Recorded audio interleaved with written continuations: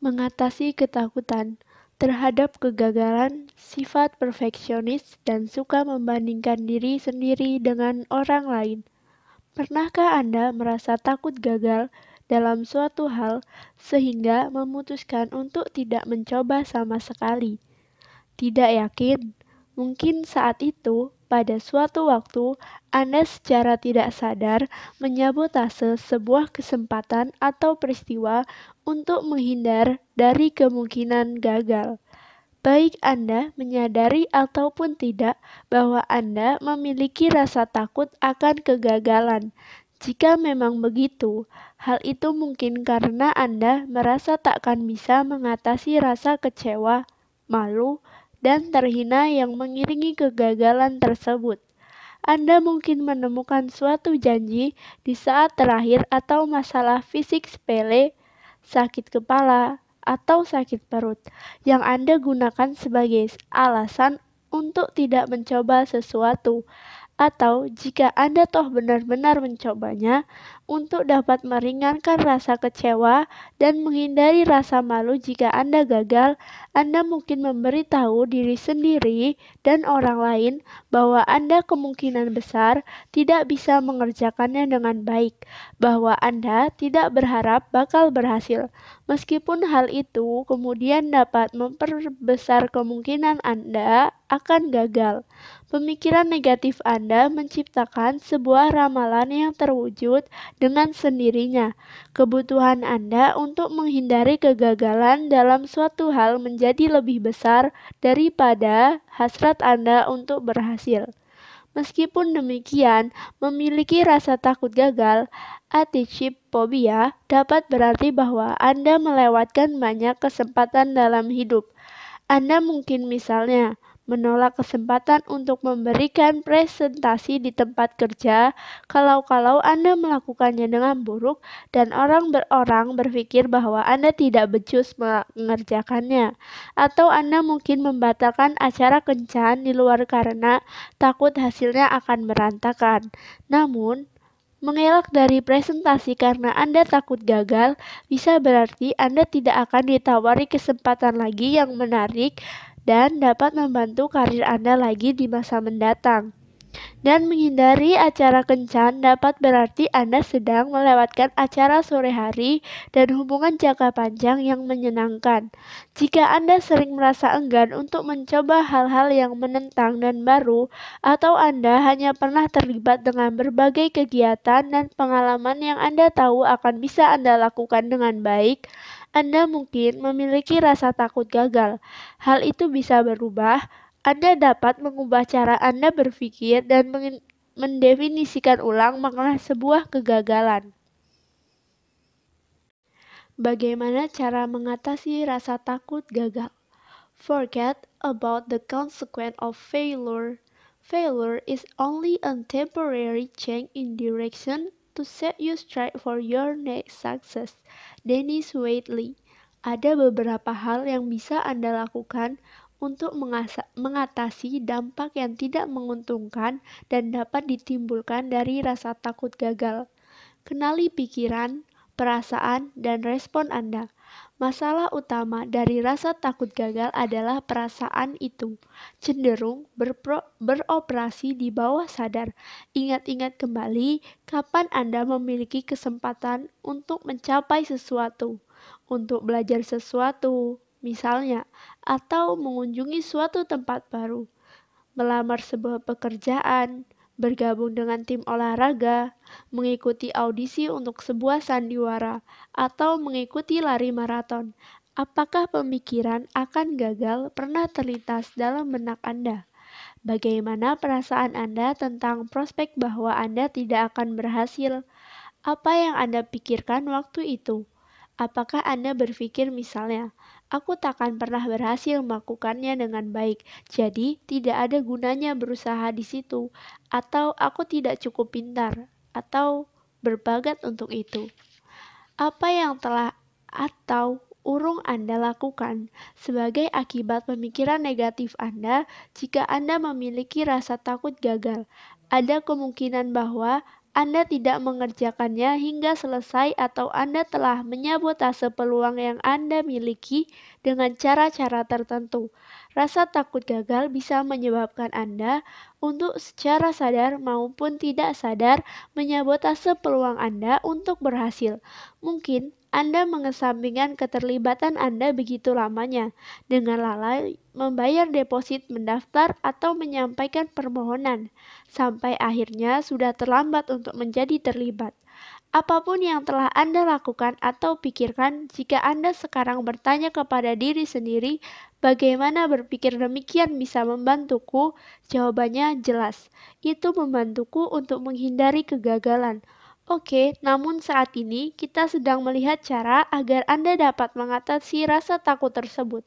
Jadi, pertanyaan yang cocok di sini adalah bagaimana berpikir demikian bisa tidak membantuku? Dan jawabannya kemungkinan adalah kurang lebih Anda sudah melewatkan kesempatan yang ada. Mengubah cara berpikir Anda. Anda bisa memilih untuk memandang kegagalan sebagai suatu kekalahan, menyia-nyiakan waktu dan energi, bukti ketidakcakapan Anda akibat dari keadaan yang berada di luar kendali Anda, kekecewaan dan rasa malu, atau Anda dapat mengambil sebuah pendekatan yang lebih positif dan memandang kegagalan sebagai pengalaman yang mengajarkan kita yang memang seringkali demikianlah adanya. Daripada takut gagal, sadarilah bahwa jika Anda benar-benar mencoba sesuatu dan gagal, Anda bisa belajar dari sana dan mempraktikkan hasil pembelajaran tersebut pada momen berikutnya. Jadi, jika setelah satu wawancara Anda gagal mendapatkan pekerjaan tersebut, Anda menggunakan umpan balik yang ada untuk membantu wawancara berikutnya dan meningkatkan peluang untuk berhasil. Dan jika Anda mencoba membuat kue ulang tahun dan hasilnya ternyata tidak sesuai dengan yang Anda harapkan, sekali lagi Anda bisa bercermin pada apa yang telah Anda pelajari dan menggunakannya untuk membuat kue yang lebih baik lagi lain kali. Acap kali wawasan yang berharga hanya datang setelah terjadinya kegagalan. Sama seperti pelajaran-pelajaran yang telah diambil dari kekecewaan, rasa bersalah, dan penyesalan. Pelajaran yang diambil dari suatu kegagalan adalah bagaimana Anda tidak mengulangi kesalahan yang sama lagi. Kegagalan hanya akan menghentikan Anda jika Anda mengizinkannya. Dalam segala hal yang Anda lakukan selalu ada kemungkinan gagal. Menghadapi kemungkinan itu, merasakan rasa takut dan toh tetap melakukannya bukan saja merupakan keberanian, tetapi juga membukakan banyak peluang bagi Anda. Untuk bisa mengurangi rasa takut gagal, Anda bisa mengurangi berbagai peluang untuk gagal. Jika Anda akan mencoba sesuatu yang pernah gagal Anda lakukan sebelumnya, pikirkan apa pelajaran yang Anda ambil dari situ. Ujian mengemudi merupakan salah satu contoh yang jelas di sini, entah itu tes uji coba atau tes sungguhan. Jika Anda gagal di sebagian tes dengan sendirinya, Anda akan berupaya mencari solusi untuk bagian itu sebelum mencoba tes tersebut lagi.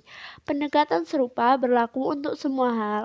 Pikirkan apa yang telah Anda pelajari dan apa yang akan Anda lakukan secara berbeda di kesempatan berikutnya. Kurangilah kemungkinan untuk gagal.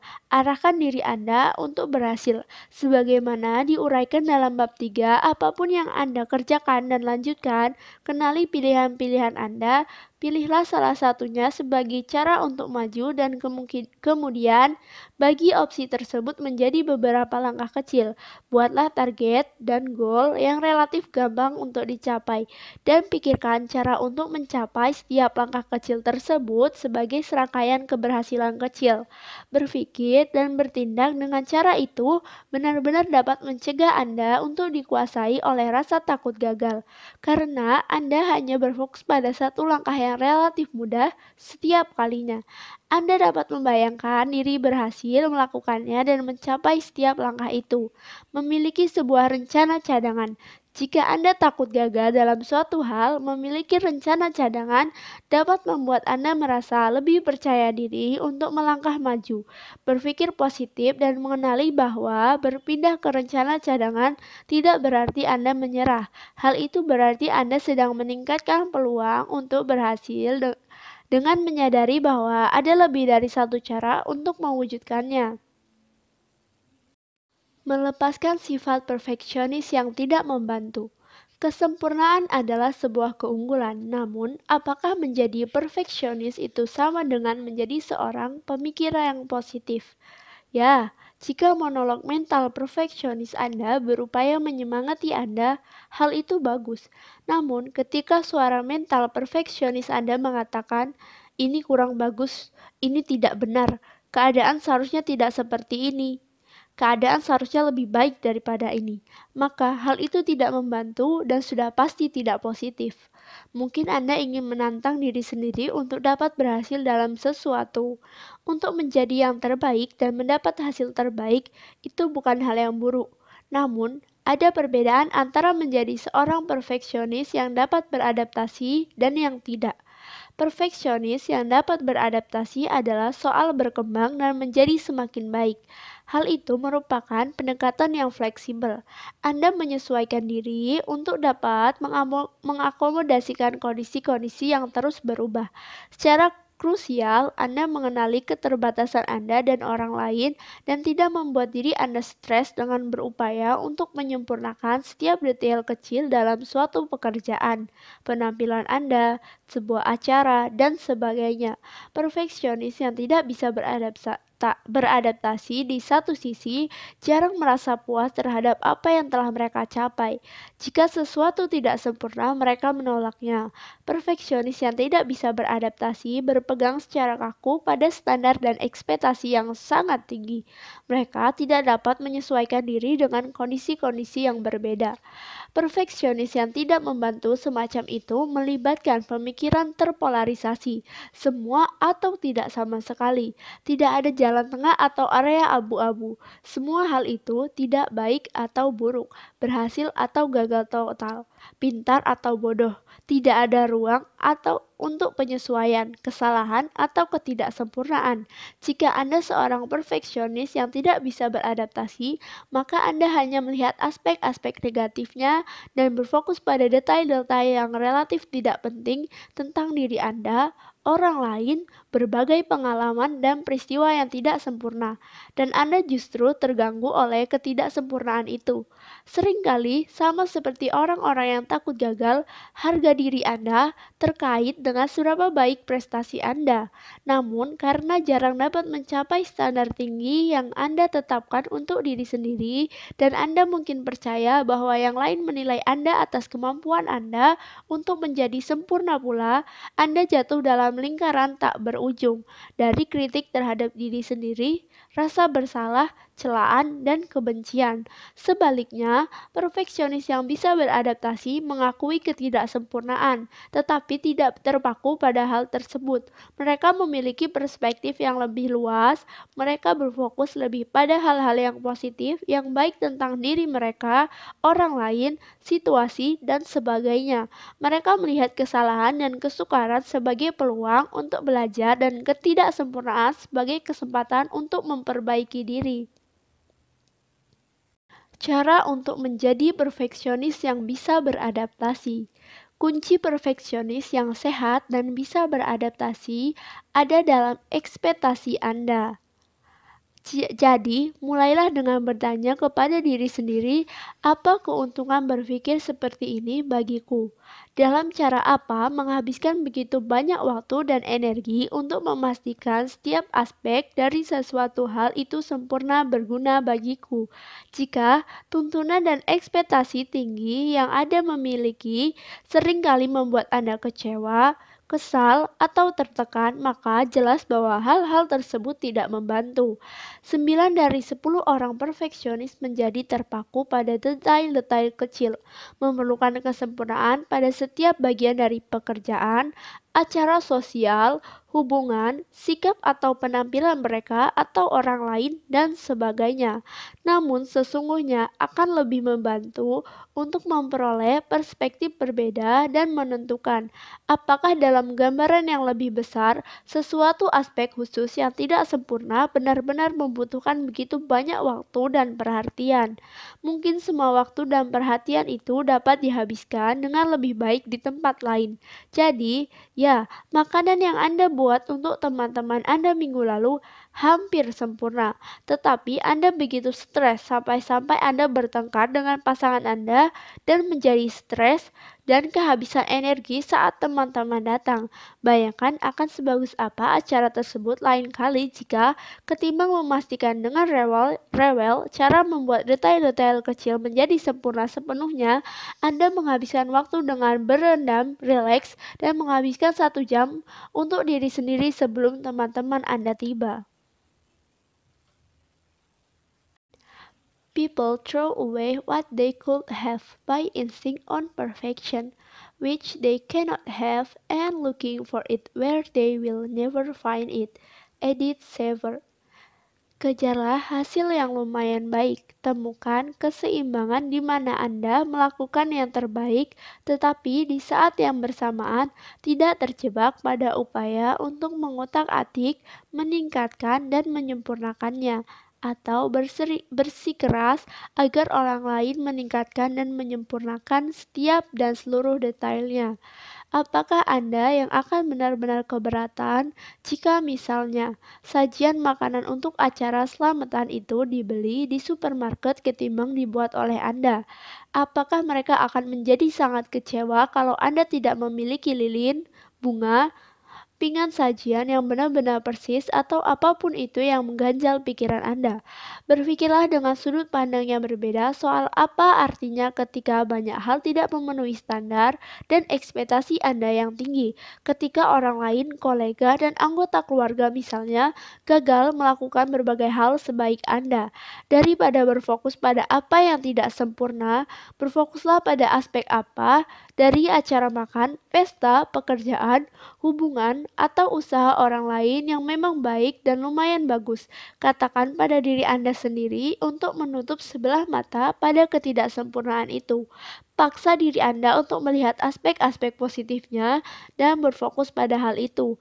Akhirnya, ingatlah senantiasa bahwa entah Anda sekarang menyiapkan acara selamatan, mengatur pesta ulang tahun anak Anda, mendekorasi sebuah ruangan, atau mempersiapkan suatu presentasi, apapun halnya itu, di saat Anda merasa tegang, stres, dan terpaku pada detail-detail yang tidak penting, Anda mempersempit pemikiran dan kehilangan perspektif Anda.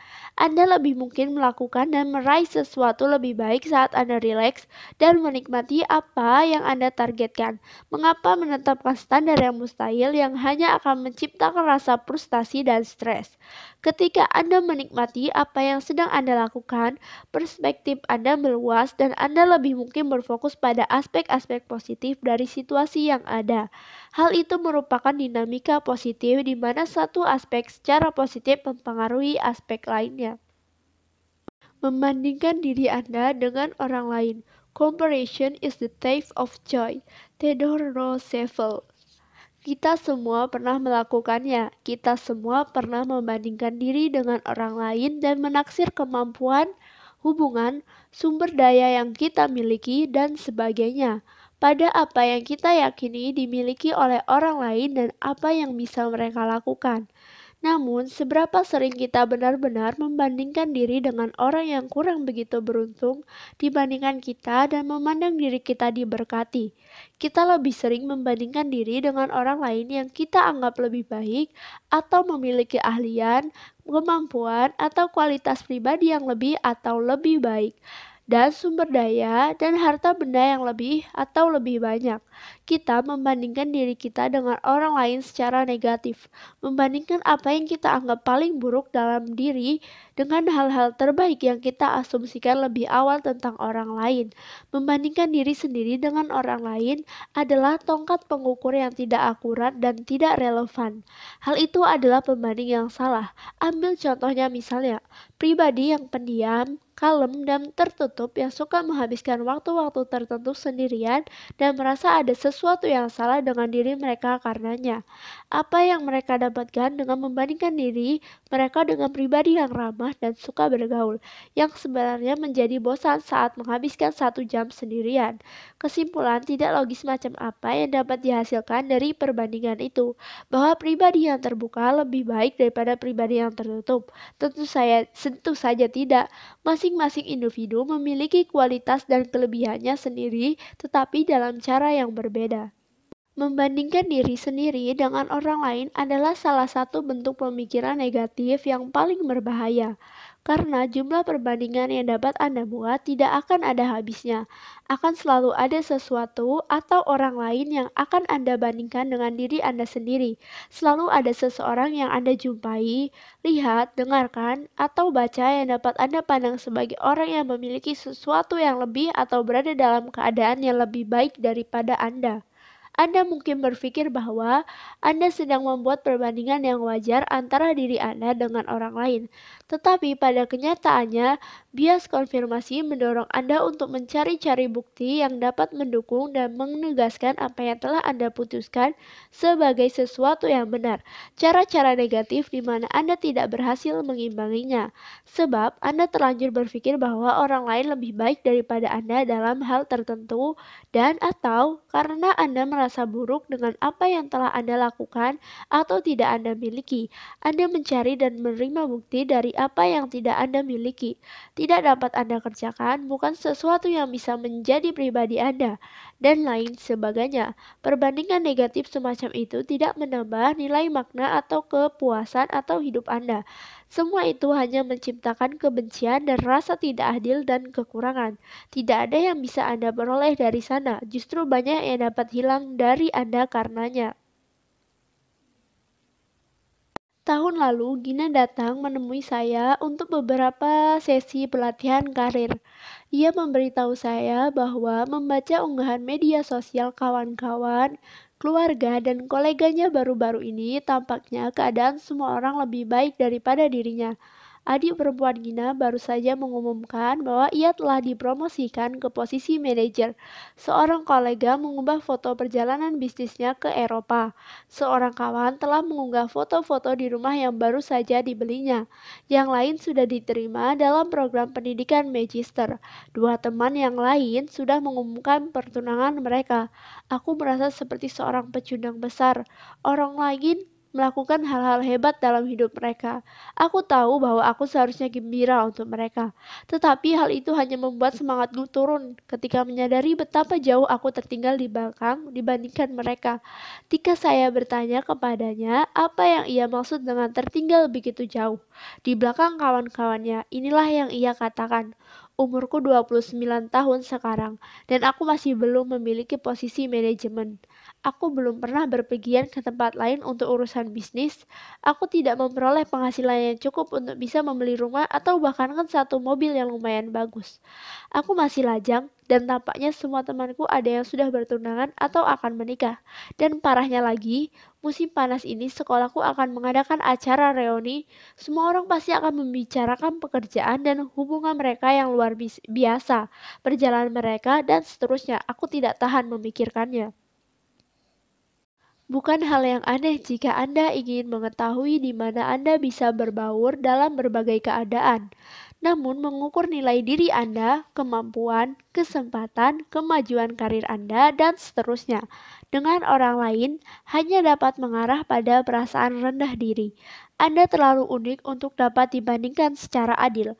Keahlian, kemampuan, kontribusi, dan nilai diri Anda benar-benar unik dan tidak ada duanya bagi diri Anda dan tujuan Anda di dunia ini. Hal-hal tersebut tak akan pernah bisa dibandingkan secara adil dengan orang lain. Lalu, bagaimana Anda bisa melepaskan diri dari kebiasaan membandingkan diri Anda secara negatif dengan orang lain? Seperti yang telah saya jelaskan kepada Gina, membandingkan diri Anda dengan orang lain menempatkan fokus Anda pada orang yang salah. Waktu dan energi Anda dapat dihabiskan lebih baik untuk memikirkan diri Anda dalam cara-cara yang positif. Sekali lagi, akan sangat membantu untuk bisa lepas dari kebiasaan membanding-bandingkan itu. Jika Anda bertanya pada diri sendiri, apa berpikir seperti ini ada untungnya bagiku? Tanyakan kepada diri sendiri juga, apa berpikir seperti ini tidak ada untungnya? Jika hasil membandingkan itu membuat Anda merasa berkecil hati, hilang, dan depresi, maka jelas pikiran semacam itu tidak membantu. Sadari bahwa pikiran-pikiran Anda tersebut tidak membantu. Lepaskan. Beralihlah untuk berfokus pada apa yang telah Anda lakukan dan yang sedang Anda lakukan ketimbang apa yang telah dan sedang dilakukan oleh orang lain. Bercerminlah pada apa yang telah Anda alami, capai, dan atau atasi. Lihatlah sudah sejauh apa Anda menjalani hidup ini.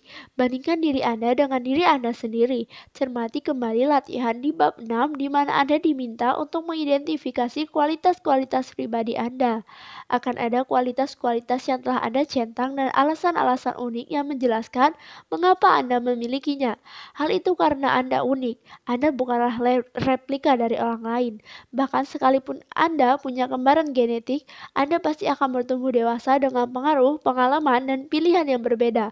Jadi bagaimana bisa kesempatan dan prestasi Anda berdua sama? Hal itu tidak mungkin. Jadi cobalah untuk melihat semua orang, termasuk diri Anda sendiri, sebagai individu yang unik dengan masa lalu dan potensi masa depan masing-masing.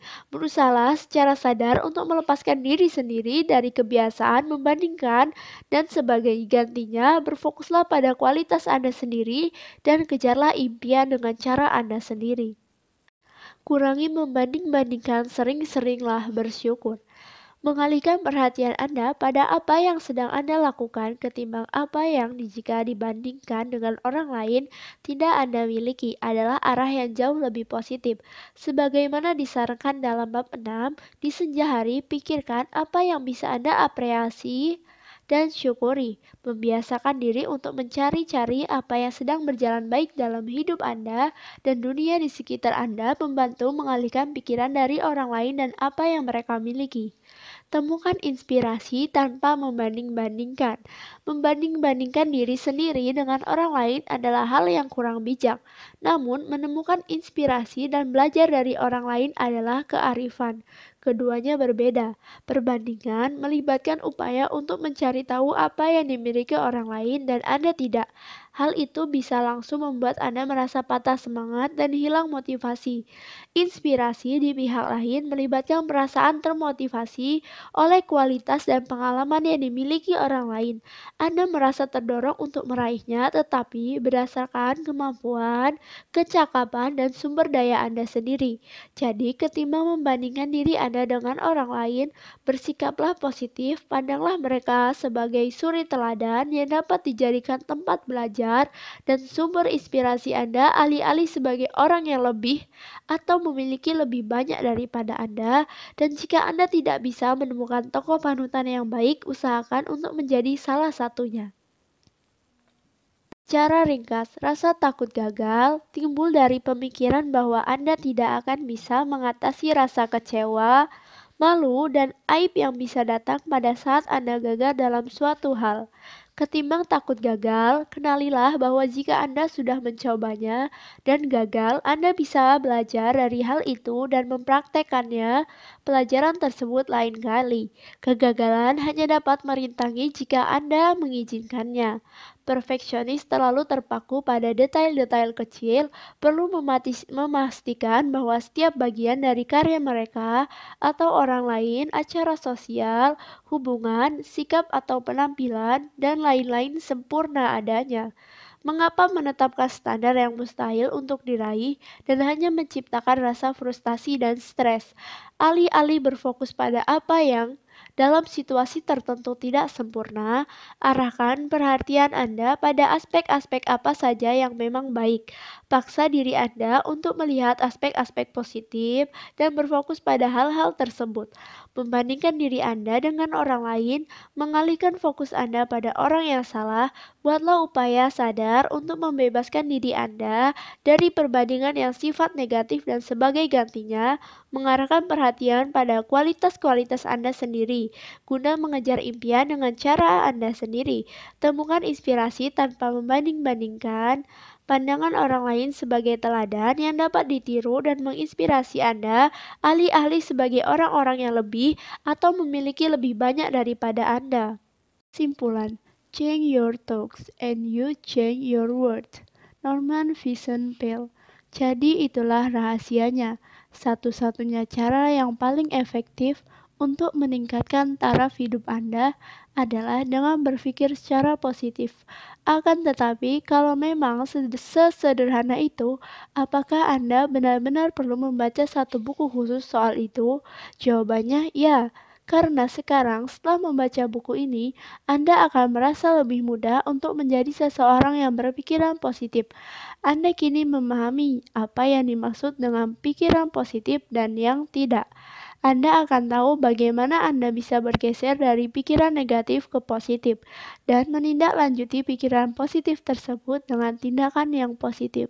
Anda juga tahu bagaimana melatih otak Anda berpikir dengan cara-cara yang positif dan Anda akan memahami perbedaan yang dapat dihasilkan dari pemikiran positif ketika Anda sedang melewati masa-masa sulit dan sukar. Namun semuanya sekarang terserah Anda. Anda harus membuat keputusan secara sadar untuk berpikir positif. Anda harus memilih untuk berpikir positif seperti yang dituliskan oleh Shakespeare. Tidak ada baik dan buruk, tetapi pikiranlah yang membuat demikian. Segala hal terjadi sebagaimana seharusnya terjadi, dan terserah Anda untuk memilih cara meresponnya. Terserah bagaimana Anda menemukan hal-hal yang baik dari hal itu. Untuk tetap berpikir positif, terlepas dari apa yang telah terjadi di sekeliling Anda, namun Anda toh mungkin bertanya-tanya, berapa lama waktu yang dibutuhkan untuk mengubah kebiasaan berpikir negatif menjadi sebaliknya? 10 hari? Berapa bulan? Kondisinya berbeda-beda bagi setiap orang, tergantung pada situasi kita masing-masing. Dari kita bisa menjadi lebih positif dengan laju kita sendiri. Anda dapat menganggap upaya untuk bergeser dari pikiran negatif ke pikiran positif lebih seperti upaya untuk mempelajari bahasa baru sembari mencoba untuk berhenti menggunakan bahasa ibu Anda. Anda tidak berharap dapat berbicara fasih dalam bahasa baru Anda dalam waktu 1 atau 2 minggu, dan Anda tidak berharap untuk bisa melepas sepenuhnya dari bahasa ibu Anda. Dalam hal ini, pikiran negatif itu sendiri. Meskipun demikian, apa yang bisa Anda harapkan ialah bahwa semakin sering Anda menggunakan bahasa baru Anda, pikiran positif, semakin besar peningkatan Anda dan semakin tinggi peningkatan Anda. Semakin besar pula kemungkinannya bahwa Anda akan menggunakan bahasa itu atau berpikir dalam cara itu lagi. Ingatlah konsep ilmiah ini. Ketika Anda berpikir atau melakukan sesuatu yang baru, Anda menciptakan koneksi atau jalur saraf yang baru di otak Anda. Setiap kali Anda mengulang sebuah perilaku atau cara berpikir, otak Anda menggunakan jalur saraf yang sama dan jalur saraf itu menjadi lebih kukuh dan berakar dalam. Jadi ketika berpikir dalam cara yang berbeda, pasti seperti menggunakan bahasa yang baru. Setiap kali Anda berlatih menggunakannya, Anda membuatnya lebih mungkin untuk menjadi cara berpikir Anda yang utama.